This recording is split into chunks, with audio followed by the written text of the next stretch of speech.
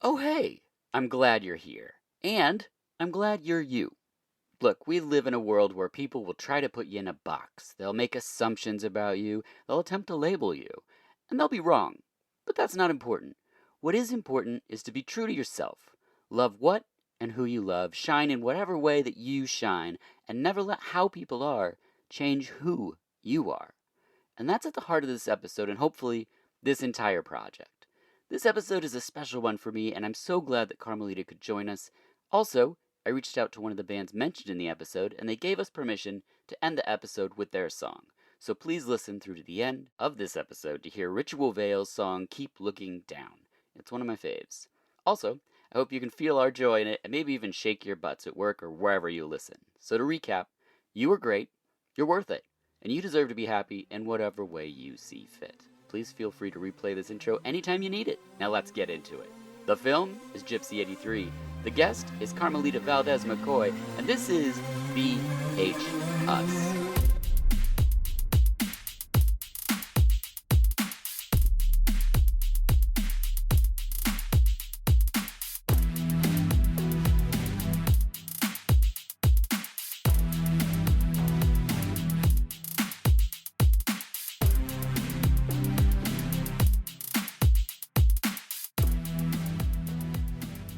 Hello, and welcome to VHS, the podcast where each episode is about a film and the guest has the profession or experience portrayed in the film. I'm your host, Dirk Marshall, and I'm joined by my co-host, Sarah Marshall. Hello. Hey, buddy. You're Spicy Marshall, one word, on Twitter and Instagram. Yep. And people can find your delicious sauces, seasonings, and copies of your first book on marshallshotsauce.com. Yes, they can. Fantastic. As always, we are VHUS_podcast on Twitter and Instagram. New merch in the Threadless shop. New posts up on the Patreon. Our guest, though, for this episode, you might recall from our most listened to episode on the Reflecting Skin, or perhaps our episode on The Crow. It is Carmelita Valdez McKoy. Welcome back. Hello, friends. Thank you so much for having me back. Of course. What's new with yourself? Not much. Perfect. I'm like, the usual. Not much going on. Watching lots of movies. Yeah. Listening to music, reading. All the good stuff. All the good things. We do have two awesome items up in the VHS shop with you on them, and they're so cute. Ooh, is the Reflecting Skin one up now? It should be up, yeah. And then the Crow, too, is the other one. Yeah, I love both those. Those are gorgeous. So good. Such good artwork. I'll let you guys in on a little secret.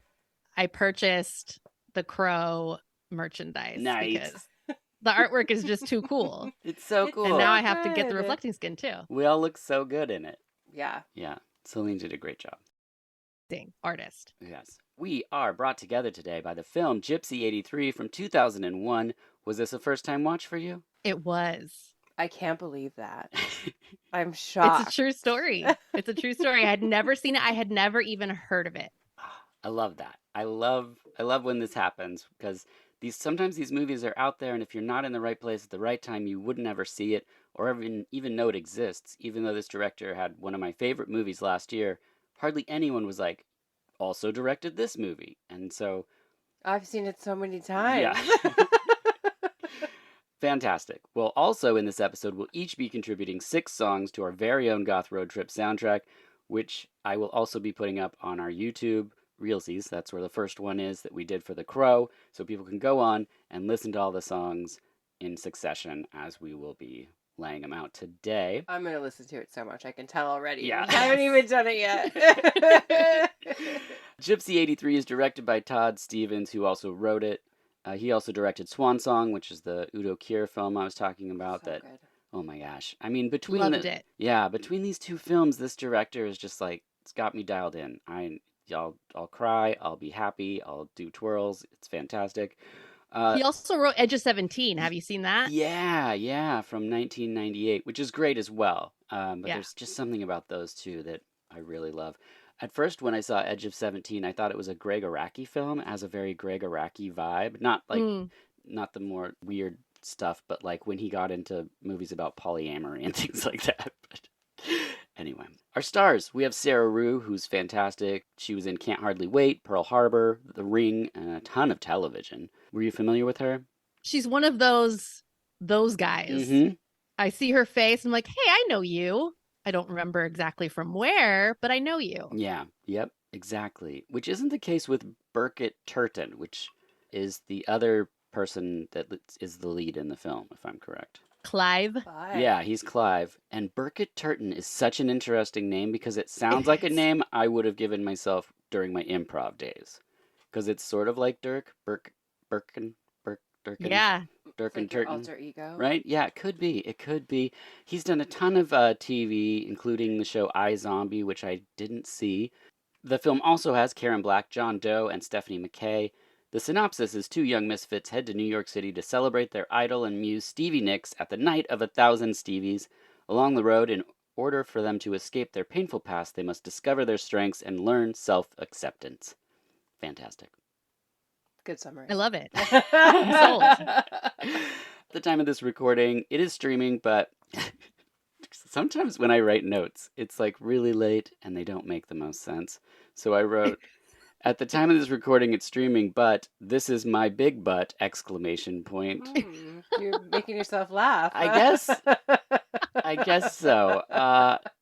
I said if you don't watch it on DVD, then you'll miss out on an amazing feature, which is a video of Sarah, the lead, and Todd, the director, participating in the real Night of 1,000 Stevies. Shut up. Yeah, and you have to queue up the live album. They tell you what song because they couldn't get the rights to it. But if you do it right, which we did, you get to watch it. It's really magical. And it's like perfectly done too, though, Yeah. because they tell you what song to get and they give you a countdown. mhm. And so, when Dirk put it on, I was like, oh, we're doing this. And so then we did it and we watched it and it was so wonderful. Yeah, it's so fun. And do you want to share now or should we save it for the end of the episode? Yeah, I have some news at the end. At the end. Carmelita, Okay, we'll but- save it for the yeah, end. Okay, great. So let's press play on Gypsy 83. Now, the original credits opened with Susie and the Banshees' Cities in Dust, which I know we all would have loved, but there was a rights issue situation, I believe, so it opens differently. Also sets the tone quite nicely as we see our two leads in a room. Clive's helping Gypsy put on a corset. Is that? Mm-hmm. Yeah. At first I was like, bustier? And I was like, I don't think that's a bustier. No. I'm not quite up to my terms. I was never velvet goth, despite my high school picture being in a pirate shirt. But that was more me discovering Black Tape for a Blue Girl and theater at the same time. But that's for another time. Can the picture of you in your pirate shirt be the cover of our songs on YouTube? Oh, yeah. Like the cover image? Well, here's the thought that I had today. Mm-hmm.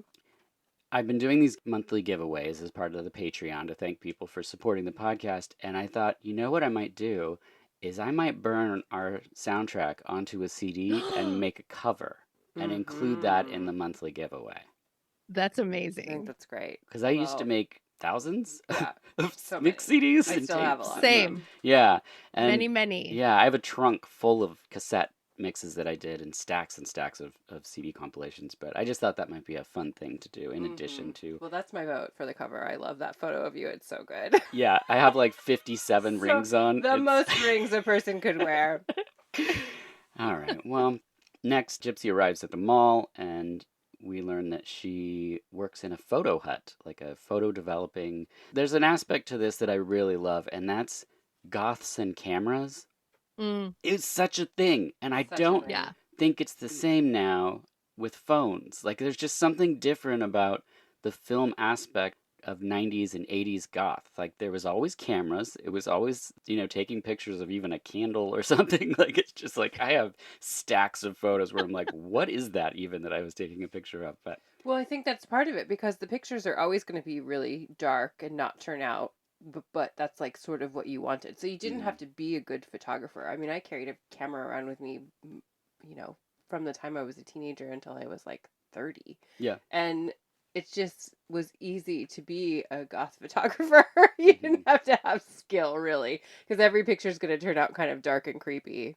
Yeah. And you want it moody. Yeah. hmm Yeah. Do you have a plethora of photos from back in the day, Carmelita? I have some, because we would always have disposable cameras Yes, once those yeah. were out because none of us could afford a nice camera. So we would carry around disposable cameras. So I used to have tons of pictures.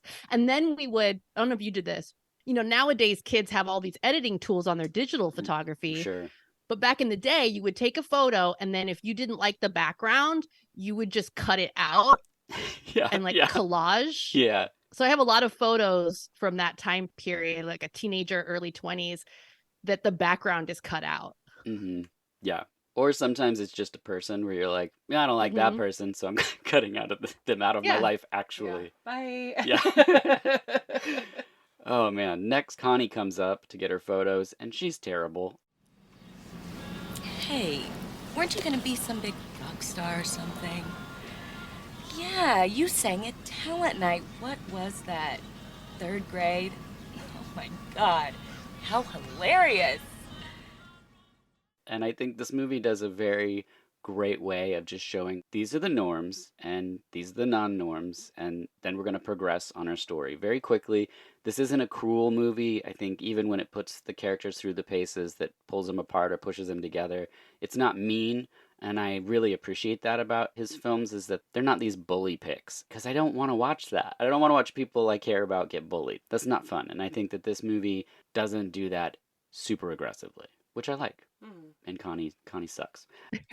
Next, they stroll a cemetery, and they know the groundskeeper by name, which is a detail that I think is really wonderful. Carl. Yeah, good old Carl. I think we've all spent our fair share of time in cemeteries. Yes. Yeah. Absolutely. One of my favorite things. Well, and I have, but they really do it to the T. I mean, how many candles do they lug around when they go? That is one of my favorite aspects of this film, that everywhere they go, they dress the scene in scarves and candelabras. Yes. I want to see the world covered in velvet and lace. Yeah. And so I just love that they just bring that with them everywhere they go. Yeah, it's really fun. And then we get the two planning her dream performance, which is lovely. All the ways that they sort of give us windows into this friendship is fantastic. And I think we all had versions of these friendships in our lives, I think. Then a grandma that shames her for her size in the church, and she's awful as well, so she goes in the same boat as Connie in my book. May I ask you a question? Do you think it's appropriate to dance in a graveyard? Don't you think that we should dance while we can? I think you should have more respect for the dead, and especially for yourself. Excuse me? I didn't want to mention this, but you could be a very pretty girl. But that would be inappropriate for any young lady, especially for someone your size. Look, Granny, I am a pretty girl, okay? Big is beautiful, haven't you heard? And for the record, I don't give a flying fuck. But I love that Gypsy just goes off and then dismisses her, which is like so great. We next meet her dad, played by John Doe from the punk band X, and they perform a song together, which is really sweet. And for some reason, like, it made my eyes feel full of tears this time, which the last time I saw this, I wasn't a dad, and now I am, and that's what happens, I guess. So luckily I wasn't wearing eyeliner, so you were okay. Yeah. I do think that this was my first time watch of this movie since I have been a mom as well. And so it did hit differently, different parts of it. You know, whenever there's subject matter dealing with like abandoned parents and things like that, then, you know, I get pretty weepy these days. I've been just like drilling you with those. Like we had like 3 back-to-back unintentionally. Sorry about that. Dead parent movies. I know, it's okay. Next we get an industrial jam as Clive gets out of school and flips some dude off. This felt very much like me. This was me putting my headphones on, walking away from school while blasting Sheep on Drugs or Thrill Kill Cult with my lunchbox in hand. Like this was... Yeah, and not driving. I mean, right away when we're introduced to his character, I was like, oh, yeah, that's Dirk. Yeah. You know? So many similarities. Next, Clive's mom stops by and asks Gypsy to look after him, which is really sweet. And Gypsy... It's a sister. Oh, it's a sister. Oh, yeah. His parents are dead. I've seen this so many times. Gypsy, this whole gay thing, he thinks we can't deal, but cripe, I had a gay friend in college. Yeah. We used to be so close. Is he using safe sex? Oh. He's a virgin. Oh, Good. I just worry. Gypsy. Look after him for me, okay? I do. And I completely forgot that that's his sister. Yeah. Yeah, they go She's visit. very maternal. Yeah, they go visit his parents in the graveyard. That's right. Okay. That's so funny. That in my head I'm willing to be like, his mom's alive, and then later on when they visit they talk about them. I'm like, oh, she died. She's been dead for the whole time.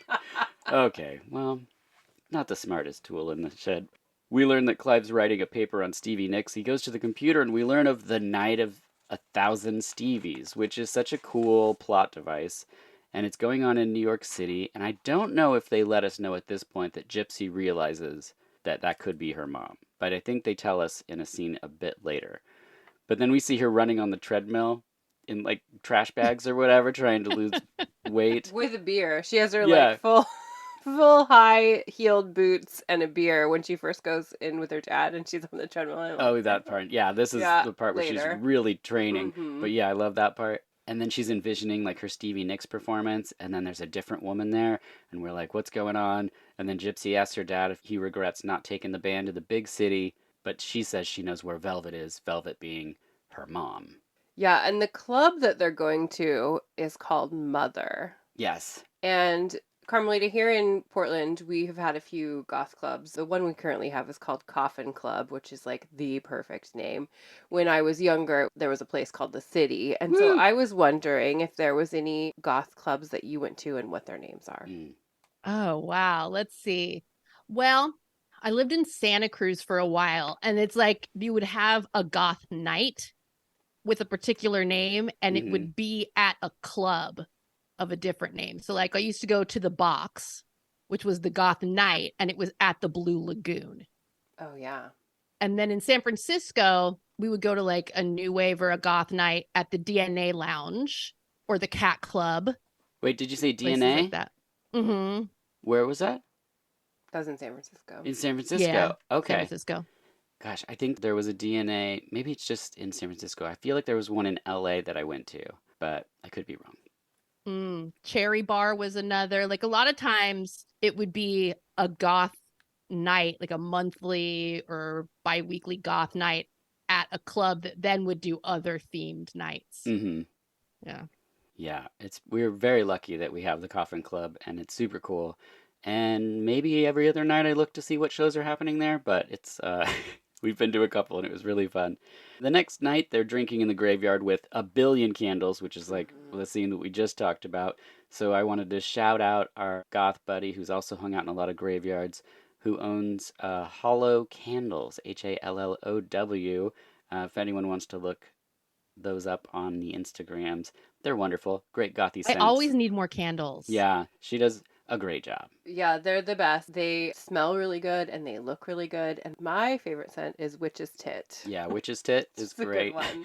Clive and Gypsy argue about dying in a small town or following their dreams, and the next day they're in the car. They're doing it. They're going. Clive says he never wants to have sex in a lovely little romantic speech, and I just think that their relationship is so sweet.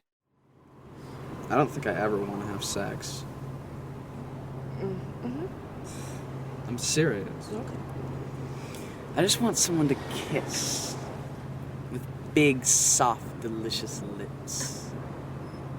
You'd have to smother me in old school romance. I mean, candles and incense, moe and chandon. But only in a deserted castle in the south of France. Oh my god. You are so much more of a girl than I am. Oh. They pull into a redneck bar, and being weird in a small city just makes my stomach drop every time. I just go, no, I don't want to watch them get beat up. That always happens in movies. Doesn't happen in this one, which is nice. The emotional things that they do in here are not too difficult to watch, which is great because you care about these people. Enter Karen Black as Bambi LeBeau, who's amazing. So good. I mean, sometimes I see Karen Black in movies and I just go, she's incredible. I don't think she gets the credit for it. She's, in her later years, often referred to as very eccentric and strange and whatnot, but This is a really nuanced super arc of a character that goes from like standing on stage and performing to being flawed by the end, and I just think she does an excellent job. She deserves more credit than Yeah, she gets. yeah, I agree. I totally agree. A college Greek haze group comes in diapers and dances to Right Said Fred's I'm Too Sexy, which is great. Clive volunteers Gypsy, and she performs Stevie Nicks' Talk to Me, which I asked Sarah if it was a real song. So, not super versed, but I've heard this song a bunch of times. She freezes, but then Clive hits the dance floor, and then she comes alive, and I just love that so much. It's just great. Well, it's the perfect setup for Carmelita. You wouldn't know this about me, but I sang in a band a long time ago, and I was 20 something, and we always called Dirk the backup dancer, which he A was not band dancer. band dancer because he was not dancing on stage with me, but right in front of me so that I could see him and I would have this like confidence to do things. And that was when we were 20 years old. And he still does it. So if I have to go on like the news or a talk show or something like that, Dirk comes with me and I just see him like standing in front of me smiling and I'm like, "Oh yeah, I can totally do this. It's fine." So that I love scene is it. always very special to me because it was like she was nervous and not really doing her best until she sees him dancing in front of her and then she's like, "Oh god, got it." Yeah, I also got tears in my eyes at that because when we watched this before, it was pre-band, pre-TV stuff. And then I was like, hey, that is me. Like, look at me go out there.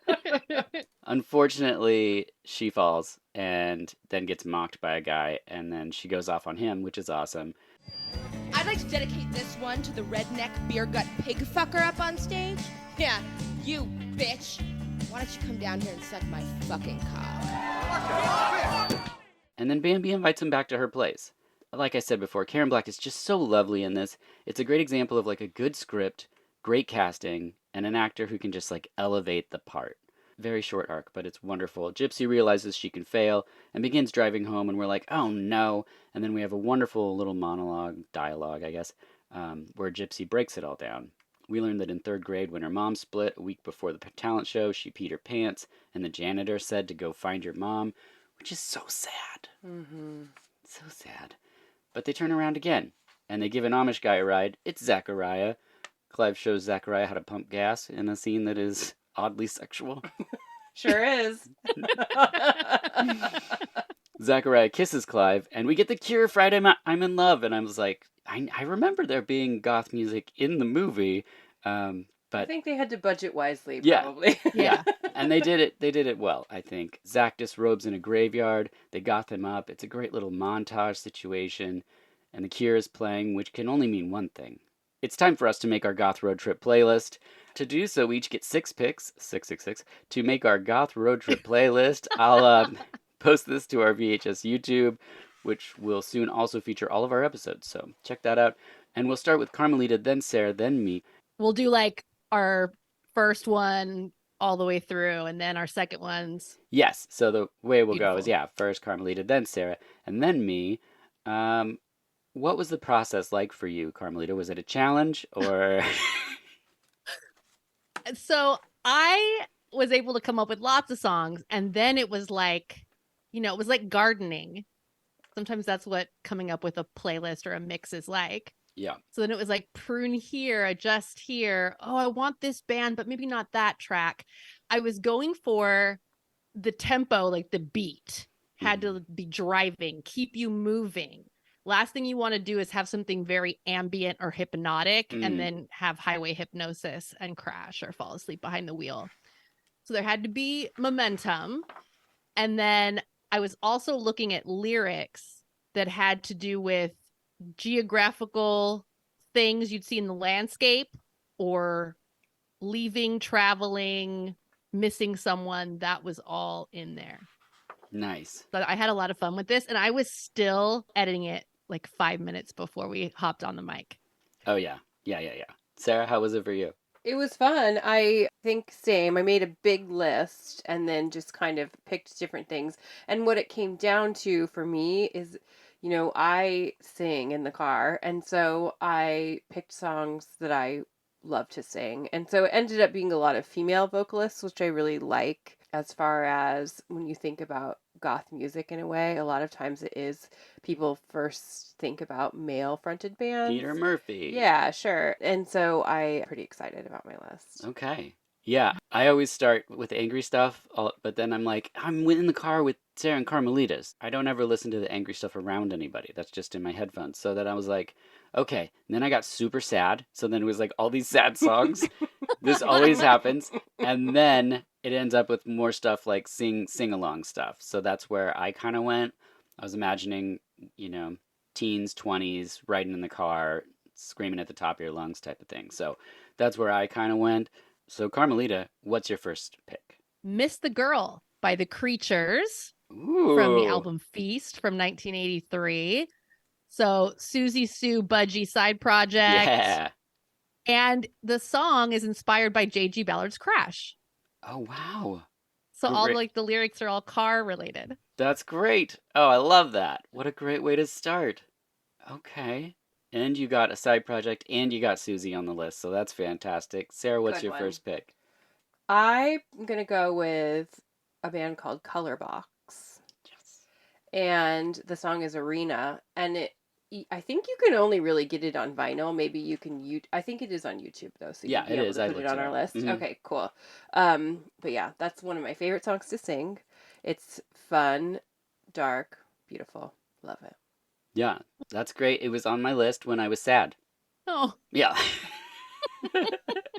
So I'm glad you put it on there.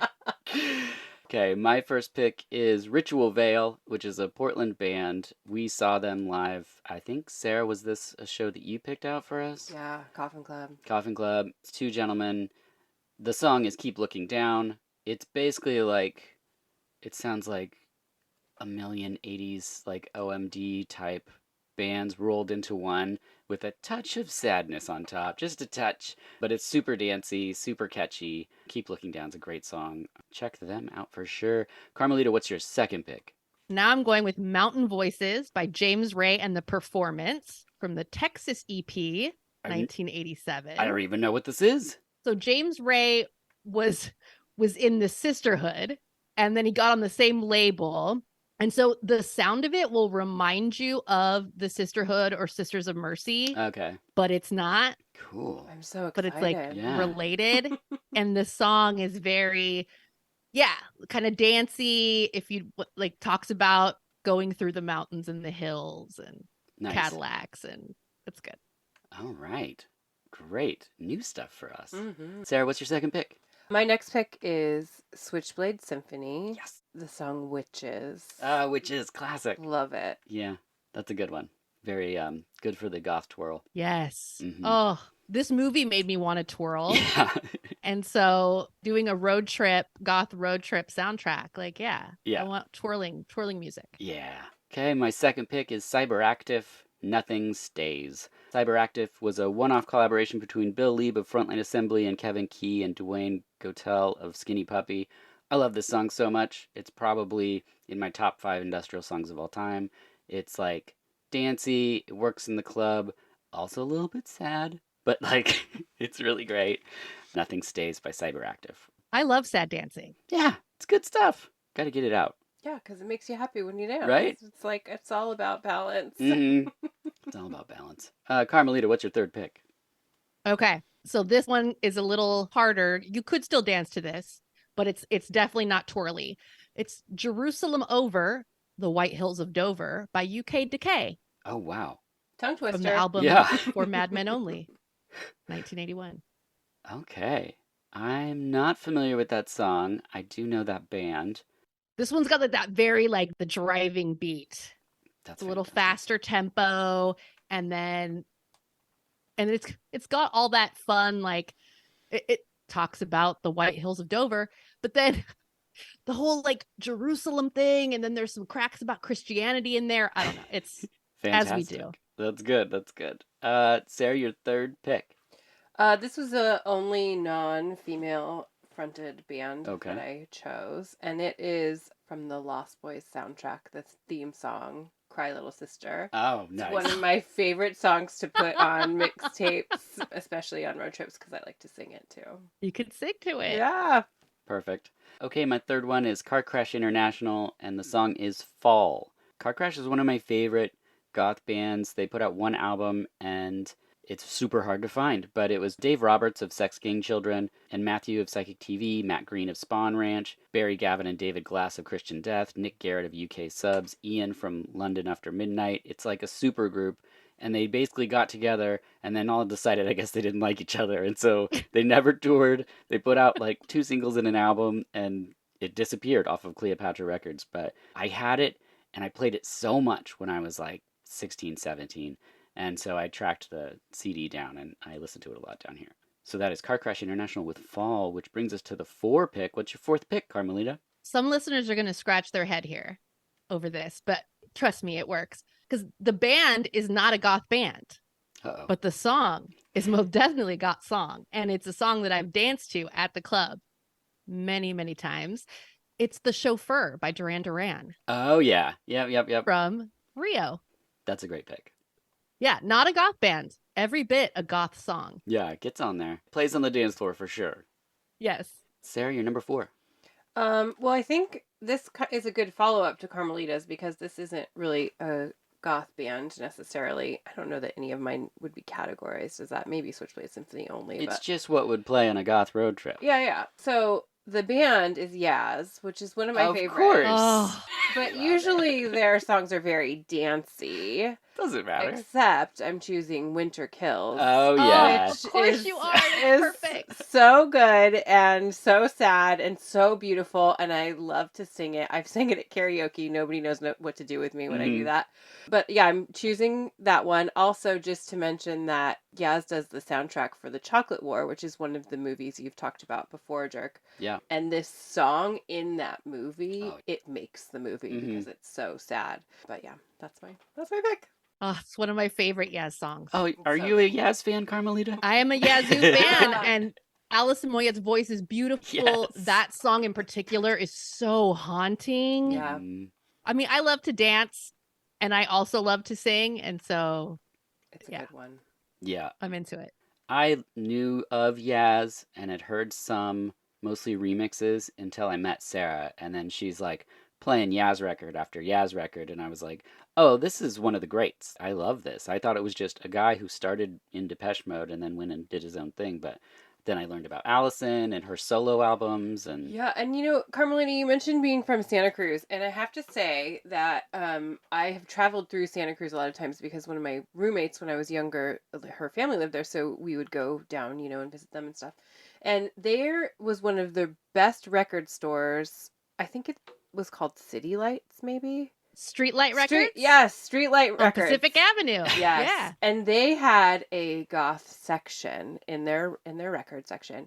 And I actually found all of the Alyssa Moy albums that she put out individually, which I'd never even seen before. I'd only had all the Yaz albums, but I found them all in Santa Cruz. I haven't been back to Santa Cruz in quite some time, but to my knowledge, Streetlight Records is still there. It was the best. It was such a next good time you're passing store. through. Yeah. That's a good place to visit. Yeah. all right, my number 4 is a group that I've never met another person that listens to them. I don't understand why, because since their first album, I bought everything. They're super catchy. Maybe that's what it is, but I think there's lots of accessible, listenable, industrial, electro, goth stuff. And that is Ashbury Heights. It's a guy and a girl, so it's perfect for these two in the car. It's a song called Scars of a Lighthouse. It's a song about friendship and heart, things that are, I think, central to this film. It's a super fun song. It sounds like it's from the 80s, but it's not. So that's Ashbury Heights, Scars of a Lighthouse, which brings us to number 5, Carmelita. So this is a fun one, and I'm going to say it's in German, so you can sing along if you're willing to just like fudge the lyrics and just kind of fake it, which I am. It's Orient by X-Mal Deutschland. Oh, yeah. The Nice. Fetish album, 1983. I love Anya's voice. Mm-hmm. She's got this great voice. It's fun to sing along, even though I don't know like a German. And it's very like dancey. It's a good time. Yeah, I don't have any problem listening to music where I don't know the lyrics. I always tell people that, like, kids, when I was growing up, they were like, I like Michael Jackson or I like Madonna, and I liked Falco. So I would tape Rock Me Amadeus and Vienna Calling off the TV and then just listen to it over and over and over. No idea what the man sang. I just love the vibes.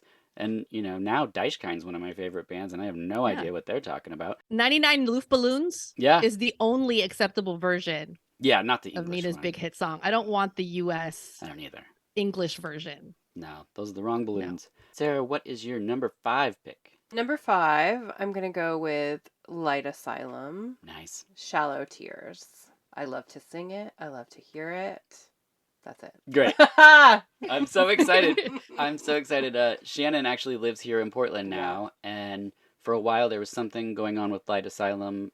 She couldn't perform the songs and all that, and now she's back in full strength, and she can do all the hits off the first record. And her voice is one of the most powerful voices I have heard. And, of course, I had only heard it on, online on the internet. And then when we went to see her in person, and I mean, I thought that before, but then when I've seen her, she's a woman with this amazing, powerful voice, and she just draws people in immediately. And so if you have not heard her music, please listen to it. But Shallow Tears is the one going on the album. Yeah, Light Asylum, nice. Shannon Funches, she's absolutely fantastic. My number 5 is a classic. It's a song that Sarah in college had a goth radio show called The Black Lodge, and it's a song that got played a lot, and also at your house, I think, when we first hung out.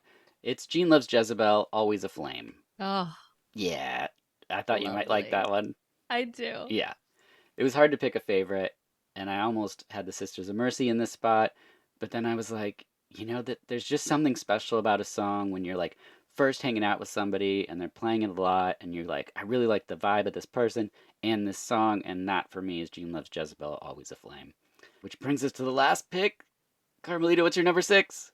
So this is fun, and I think the vibe on this one is a little more like, I don't know, rockabilly feel to it, like kind of like that psychobilly feel to it almost. It's not that, but there's something about road trips. I guess growing up in California, you end up doing a lot of driving through the western part of the United States to get anywhere else. So Release the Bats by The Birthday Party from the album Junkyard.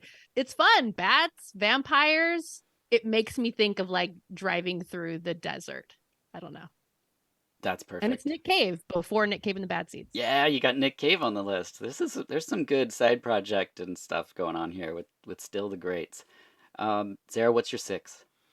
Well, I had to, because of the purpose of their road trip, I had to get some Stevie Nicks in there. So I chose Stevie Nicks Leather and Lace, mostly because to do her karaoke song, she has a full outfit change before she goes on stage into her Stevie Nicks outfit. And I just think that song sort of fits with that. It's also one of my favorite karaoke songs to do. If you are a friend of mine, you've probably sang this song with me because it's a duet.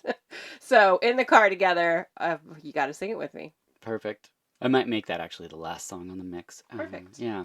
My number 6, this was really difficult, and I had so many, and sometimes they were angry, sometimes they were sad, but then I just thought about the tone of the movie, and there's one group that I think so many of their songs, they fit sort of the dark love that exists between these two and so many of us, and that's Wolfsheim. So I had to put Wolfsheim on the list, and the song I chose is This Is For Love off the Spectators album, which is an amazing album. I listened to the whole album when we were planning this. I like a couple different albums I did that too, where I put it on and I was like, oh, I'm listening to all of V&V Nation. Okay, well, that's what's happening today.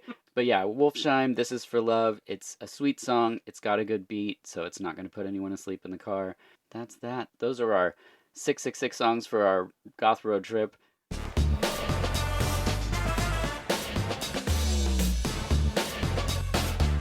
Now, I have a question for you. What would Vice Squad be without Wings Hauser? Or House 3 without Brian James? Would you watch Panther Squad without Sybil Danning? No. It would be boring. That's how we feel about food and Marshall's Hot Sauce. Wake up your meals with these small batch sauces created and bottled by a chef. These aren't made in a co-packing plant. They're thoughtfully sourced, balanced creations with a focus on quality and flavor. The red chili lime? Sweet and a little spicy, like Gage in Pet Sematary. or habanero carrot curry, which is more spicy and ethereal, like erotic ghost story. Marshall's Hot Sauce has something for everyone, including the mildest, which is a smoked habanero barbecue, kind of sweet, kind of smoky. It would be right at home on the range with Klaus Kinski in The Great Silence. You know what I'm saying. There's also a new line of seasonings with real ingredients dehydrated and combined into fantastic and easy ways to cook for yourself or your family. From the newer pasta and marinara packets, right on down to the explosive volcano sparkle, which I'm sure Zed in Police Academy 3, you know the part where he hangs out in the tear gas training? What a cut up. I'm sure he'd want some sparkle. You'll find it all at marshallshotsauce.com. Enter VHUS podcast at checkout for 20% off. Plus, you might get a little something from me. So head on over, wake up your meals, not to mention Sarah's now teaching classes again, so you can learn hot sauces, pickling, all kinds of stuff. I'm hosting hot sauce tastings where you can hang out for an hour and just eat spicy stuff. But you'll find it all there, marshallshotsauce.com. And now, back to the show.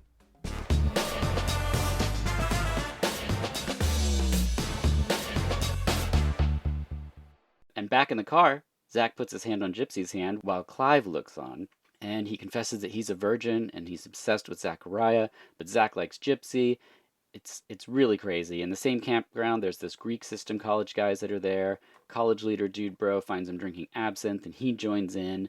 There's some good goth swooning that happens in this scene, and then Zach and Gypsy hook up, and then so do Clive and Troy, played by Paolo Costanzo, who was in Splinter and Road Trip. It's very interesting to see him pop up in this movie, because you're like, like at the time I was like, whoa, this guy's like in mainstream films, and here he is in this scene having bathroom sex with Clive. There's a lot of bathroom sex in this scene also, just to put that out there for people. And not just like standing up, No. leaning on a wall, but like actually on the floor. Yeah. Which gross.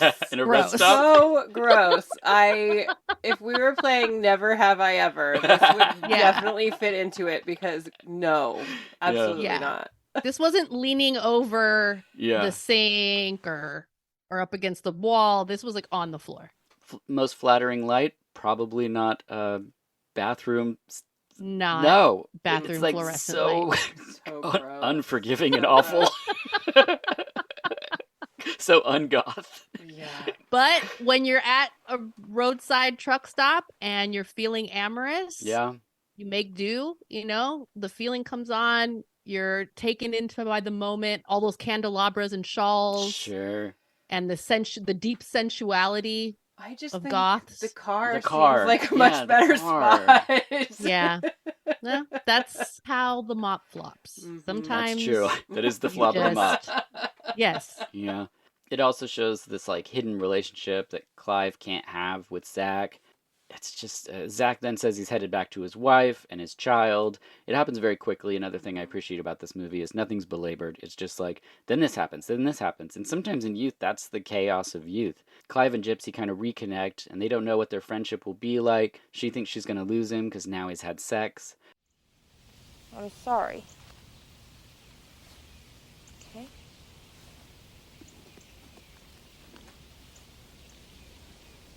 Look, baby, I was just a mess after Zachariah. What did he do to you? He fucked me, and then he dumped me for his wife. Oh my god, he's married? It's really interesting, the friendship dynamics that play out in here. And the next day he's trying to walk away and her heels aren't working in the dirt. So even though it's like a dramatic scene, there's a comedic element to it. And I just love that layer to the film. She apologizes. He says that he's gay. I'm really fucking gay.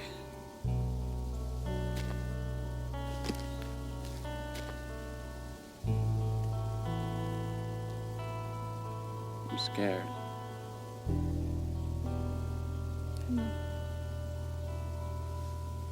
You're gonna be okay.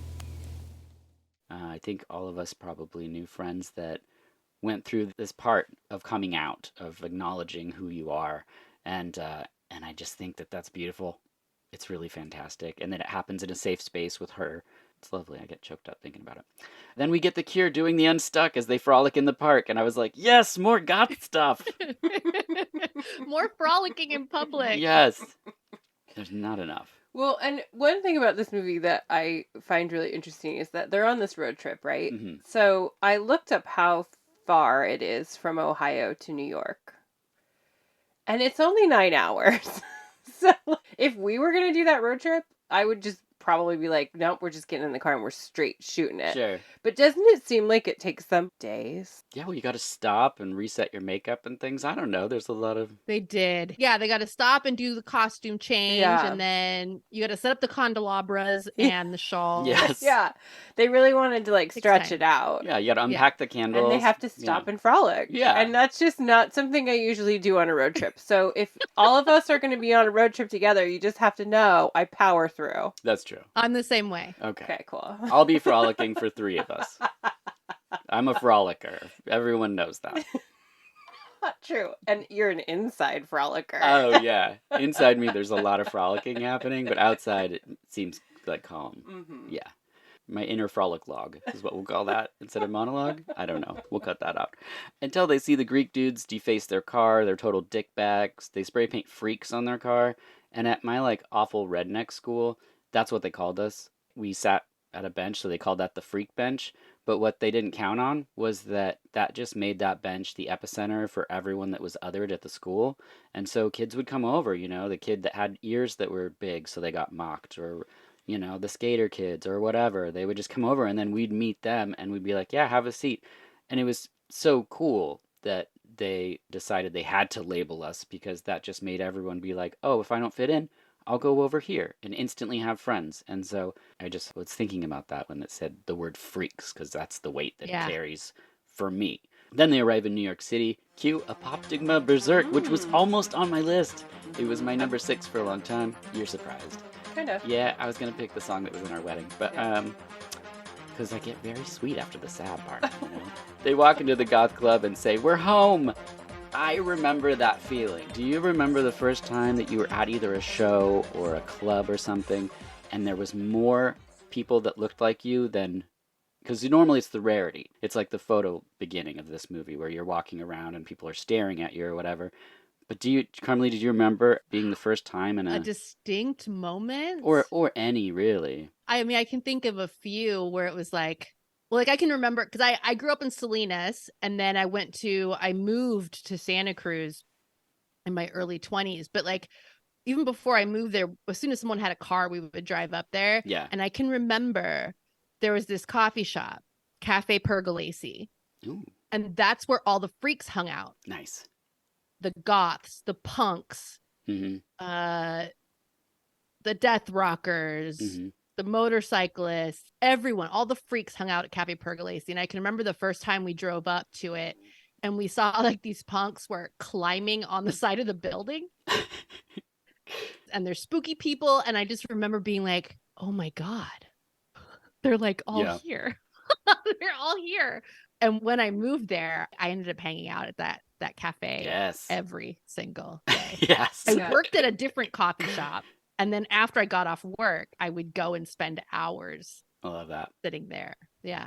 Yeah, in Portland, we had a coffee shop like that, Anna Bananas. It still exists, sort of, but it's not the same. But, you know, in the 90s, that was just the place. I don't remember people saying that people were freaks, but definitely like the weird kids and more of like artsy crowd. And it was like my favorite place to be.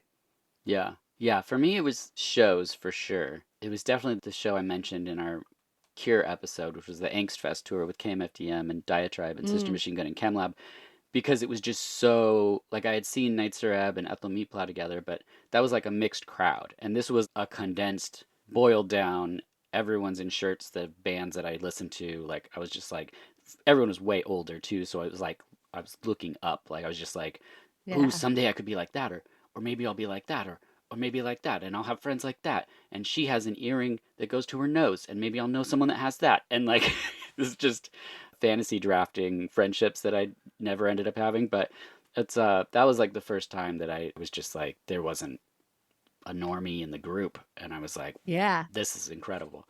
That first time I saw Bauhaus, which we talked about last time, was that for me. Oh, yeah. I love that. It's the night of 1,000 Stevie Nicks. It begins, and we get a montage of Stevies. And if I didn't already love this movie so much, I'm just like, come on. It's so great. Clive encounters catty goths. I think we've all had that happen. Gypsy lays into them. It's great how she has this strength, this character. I love it. She says, "Why don't you try being a freak out in the real world?" Yeah. And that, I love how this film captures that even when you find a subculture that's, the outside world might look at as a bunch of misfits. Anytime you get groups of people, you're going to run into some folks that are judgy, that are not as welcoming or accepting as you might have thought. And I love that she calls them out for like, okay, you live in this big city and you have this scene that you belong to, but not everybody has that luxury. Yeah, it's really great. It's very poignant. Gypsy goes to Chi-Chi and asks Chi-Chi if she knows Velvet, and Chi-Chi gives her the locket. We learn that Velvet's died 4 years ago. She calls her dad. It's complicated. Where are you? I'm in New York. Thought so. Are you sure you're okay? I'm gonna sing tonight, Dad. Wish you were here to watch me. Yeah. Me too. Hey, decided to finish the studio. I've been working like a dog since you've been gone, and I got the 16-track working really good, and I thought as soon as you get back, we could start working on that album. Why didn't you tell me about the poems?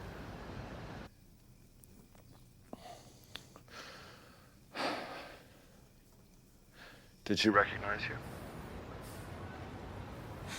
She's dead. And again, she says something extremely poignant. And I was just like, my God, this script is like so lean. There's like no wasted beats or anything. She's just like, I'm not your wife and I'll be home. And then it's just like, wow, okay, jeez. Enter Gypsy for a big performance. She plays the song she wrote for her mom. It's really great. It's one of the longest scenes, I think, in the movie. And then they visit the grave. Clive heads back. She's going to stay. She twirls at knowing her past, opportunities of the future, finding a new home. It's really great. And that's the end. That's the end. Hey, it's kind of like a goth Pretty in Pink. Yeah. Only at the end, she doesn't end up with some... Yeah, no forced relationship to There's make no her complete. Blaine. Yeah. Yeah, no Thank Blaine. Goodness. Well, Carmelita, are you ready for my big news? Yes. So, I've seen this movie so many times, right? Yeah. But pre-existence of being able to Google things and find things on the internet. So, when we were in the room for Night of a Thousand Stevies, I was like, I want to live in there. I love it. I want to be there. So I looked it up, and Night of a Thousand Stevies is still happening. It's still going on because it's a real event. And this is the 20th year of it. And so tickets just went on sale. So Dirk and I bought tickets. It's in New York City. Amazing. So we're going to Night of a Thousand Stevies. If you want to meet us there, you should. We can't pick you up because we are not driving, but we are definitely going. It's very tempting. Is it in I May? have some shawls. Yeah. I have some Stevie-esque witchy bohemian dresses. Of course you it's do. very tempting. Yeah. Well, I was just very excited to know that it still existed. That I had just told Dirk, I was like, I'm going to look it up. And then I was like, hey, Dirk, I just bought us tickets.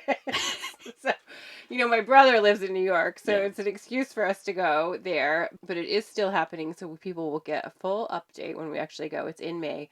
Tickets just went on sale for it this week. It just happened to be when we were watching the movie. So I'm so glad, Dirk, that you brought us all together to make this happen, because I think you're making my dream come true. Yeah. We're going to a Night of a Thousand Stevies. We're going. I love it. Oh, in May, I'm taking a trip with my friend for her 50th birthday. We're going to New Orleans. Oh, I thought you were going to say New So York. I know. No, we're going to New Orleans. So I'm going on my own Nice. goth vacation. New Orleans is a fun goth vacation. Have you been there? I haven't. The graveyards are where you're Yes. going to want to hang. I did an Anne Rice tour too one time where I just tried to go to all the places from her books when I went there. Yeah. But the graveyards are so interesting there because the graves are above ground because of Right. flooding. So you're going to have a good time. Oh, I'm stoked. Bring your But I'm candelabras. jealous now about the night. I'm happy. I'm so happy for you, and I'm so jealous. You green with envy because that's amazing. Yeah, I was very shocked Sarah was just like, well, I bought his tickets. And I was like, whoa, okay. That's awesome. All right, final thoughts for Gypsy 83. Carmelita? Oh, I have to say, this is twice now that Dirk and Sarah and VHS have brought a movie into my life that I always needed and I didn't know that I needed it. And I needed Gypsy 83 in my life because this was so relatable. I mean, just from the start, the lacing the corset gave me flashbacks to helping friends get dressed up and lacing up their corsets, or letting me borrow their corset and them having to lace it up on me. And her little photo hut, like, it reminded me of, I had a job right out of high school. I was a barista in a little hut like that in the middle of a parking lot. And I got in trouble for painting my nails black because they said like it was a health and safety thing that people wouldn't want to eat food if they saw my fingers were black, my fingernails were black. Like, that's not a there thing. was just so many things in this film that I related to, that I really felt. I was feeling all the feelings with Gypsy 83. It's just a beautiful coming of age story. It's a beautiful friendship story. It's a beautiful coming out story. It's that balancing of your dreams and reality. And I don't know. It's amazing. I love it. Thank you so much. Oh, that's so lovely. You're welcome. And thank you for giving us so much of your time and watching some of my favorite movies. I really appreciate it. Sarah, do you have any Gypsy 83 final thoughts?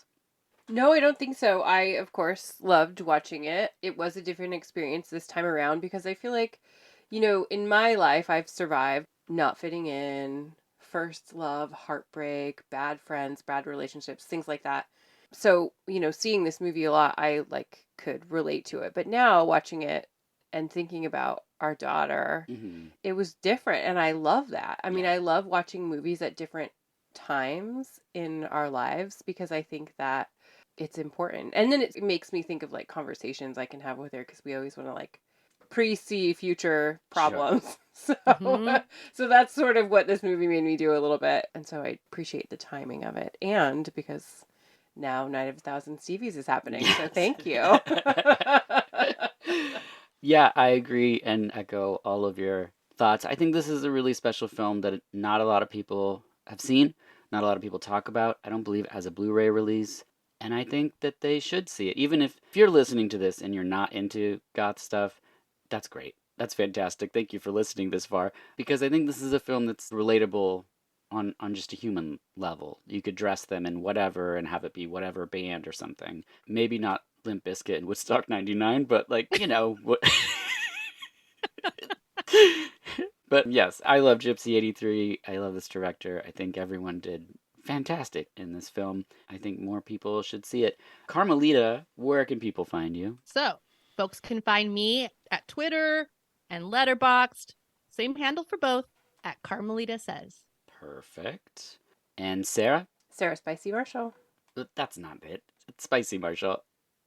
Spicy Marshall. I don't even know. That's why you need to do it for me. Okay. Yeah. Perfect. As always, I'm Dirk Marshall, and this has been VHS.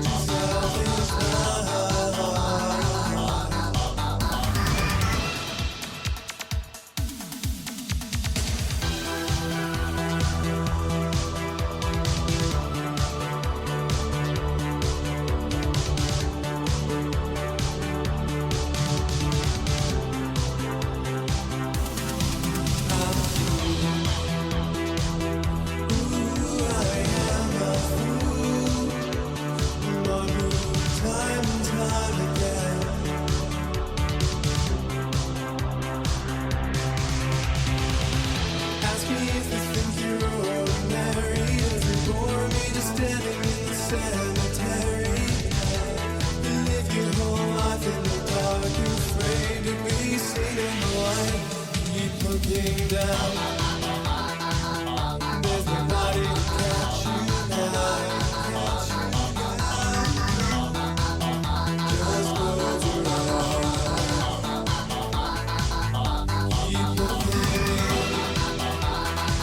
You love out of fantasy. As you raise yourself into love.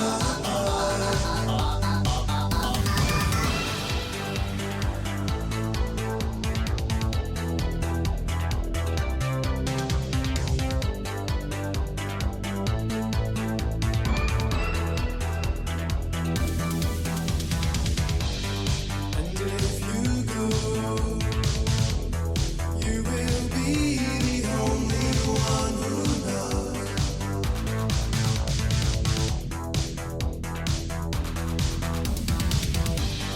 Why can't you see just how your actions